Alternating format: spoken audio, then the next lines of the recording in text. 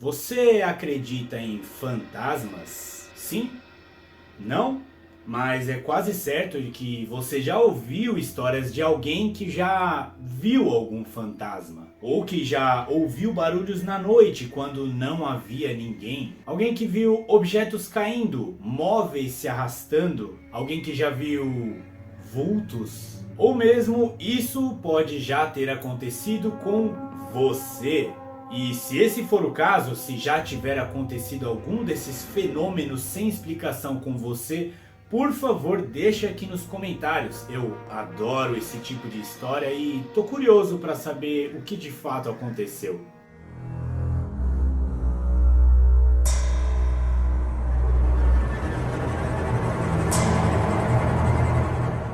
Bom, você acreditando ou não em fantasmas, o fato é que há inúmeros relatos de pessoas que já viram ou presenciaram diversos fenômenos paranormais. Alguns desses relatos podem até parecer um pouco bobos, infantis, mas muitos deles realmente dão um frio na espinha quando você conhece a história. E se esses já são assustadores, piores ainda são aqueles relatos de quem trabalha diretamente próximo da morte. É isso mesmo, quando você ouve relatos de quem trabalha em necrotérios, em cemitérios, a coisa fica muito mais assustadora. E são muitas histórias, muitas mesmo. Eu mesmo já fiquei sabendo de umas histórias diretamente da fonte.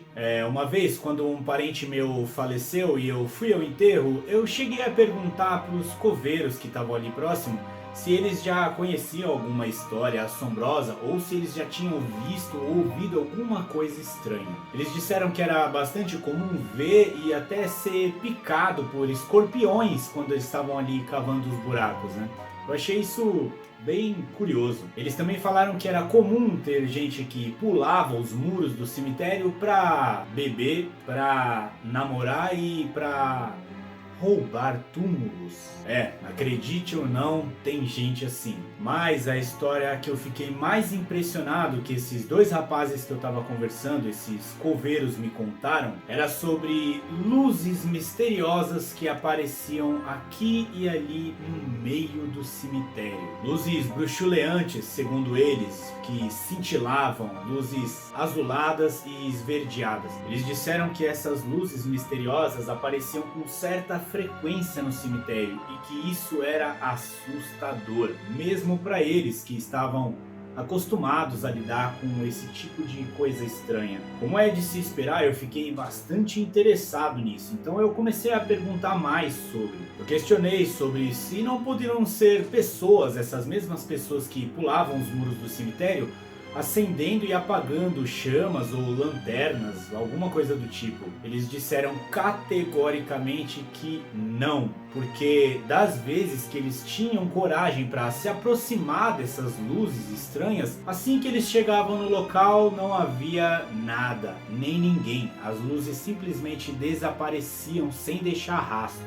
Eram luzes muito estranhas, muito misteriosas, que não pareciam com nada do que eles tivessem visto na vida, que apareciam do nada e desapareciam com a mesma rapidez. Eles me disseram que aquilo que eles viam durante as madrugadas frias e solitárias no meio do cemitério, aquelas luzes fantasmagóricas, eram na verdade almas penadas. Para eles não tinha outra explicação, era aquilo mesmo, eram almas penadas, não tinha como ser outra coisa. E eles viviam no meio disso, eles viviam e trabalhavam no meio de almas penadas. E isso, como você pode imaginar, é extremamente assustador. Essa descrição dos dois coveiros, dos dois rapazes que eu estava conversando, me deixou bastante intrigado mesmo. E eu que gosto muito desses assuntos e que sou cético o suficiente para não sentir nenhum tipo de medo dessas coisas, comecei a pesquisar mais sobre isso, sobre luzes azuladas e esverdeadas no meio de cemitérios que cintilavam, bruxuleavam, brilhavam, luzes fantasmagóricas que apareciam e desapareciam sem deixar nenhum tipo de rastro. Então, segundo essas minhas pesquisas, eu cheguei até algumas coisas interessantes. Coisas que estão inclusive bem documentadas em textos oficiais que fazem parte da história do Brasil, acredite ou não. Olha esse relato do padre José de Anchieta, bem conhecido, de 1560. Há também outros fantasmas que vivem a maior parte do tempo junto do mar e dos rios e são chamados Baitatá, que quer dizer coisa de fogo na língua nativa. Não se vê outra coisa senão um facho cintilante correndo para ali e para aqui, que acomete os índios rapidamente e mata-os, como os curupiras. O que seja isso ainda não se sabe com certeza.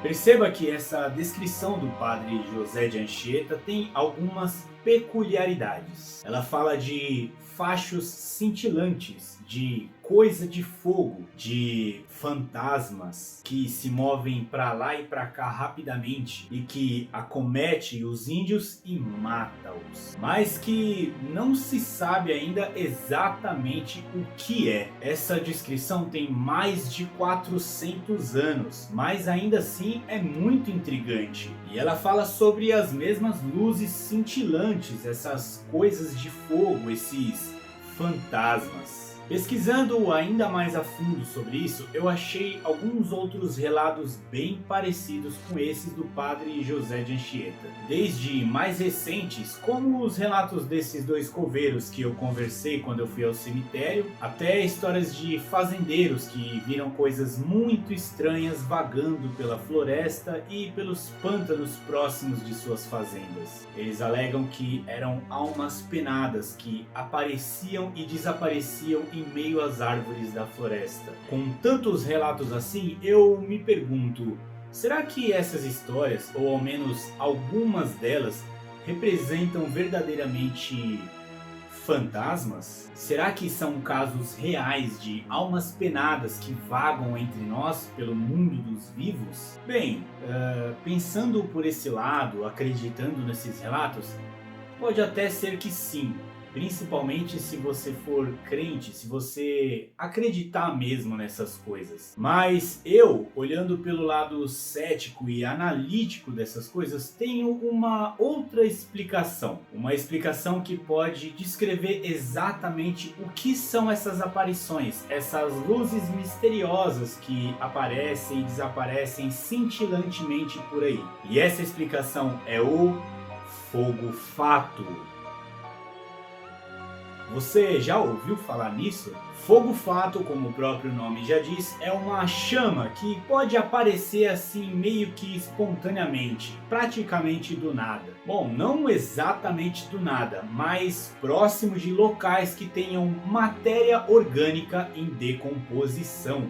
O resultado dessa matéria orgânica acumulada durante muito tempo pode gerar vários gases inflamáveis. Alguns deles, quando entram em contato com o ar, geram uma reação química que pode sim pegar fogo espontaneamente, assim, no ar. E olha só, as chamas que aparecem quando esses gases entram em combustão em contato com o ar são de um tom mais azulado e às vezes esverdeado. Aí a gente já tem uma boa explicação, né? E você sabe onde tem bastante matéria orgânica em decomposição? Primeiro, no solo de florestas, onde tem bastante folhas mortas que caem das árvores o tempo todo. E também em pântanos cheios de galhos secos e folhas mortas que caem e ficam ali cobertos por aquela água fétida. E no terceiro lugar, como é de se esperar, o mais estranho, em cemitérios. Se você pensar bem, os cemitérios têm bastante matéria orgânica morta, né? Bastante matéria orgânica em decomposição. Então, pensando nisso, a ciência pode explicar muito bem o que são essas luzes, essas aparições cintilantes, essas almas penadas, chamas azuladas, esverdeadas, que aparecem e desaparecem e que assustam muitas pessoas ao longo da história. Mas ainda assim, ainda tendo essa explicação científica bastante razoável, muitas pessoas ainda acreditam que essas luzes, essas aparições, esses fogos fátuos podem não ser apenas gases de matéria orgânica entrando em decomposição, e sim verdadeiras almas penadas, ou fantasmas do cemitério.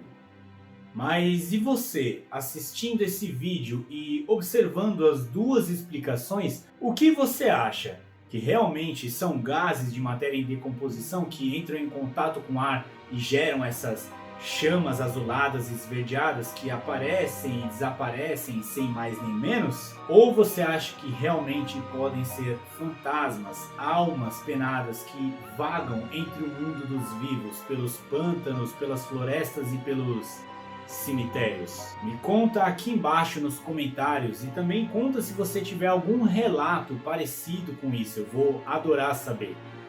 Não se esquece de curtir esse vídeo para ajudar bastante o canal e se inscreva também para receber mais atualizações assustadoras como essa. Muito obrigado por ter ficado até aqui e até o próximo vídeo.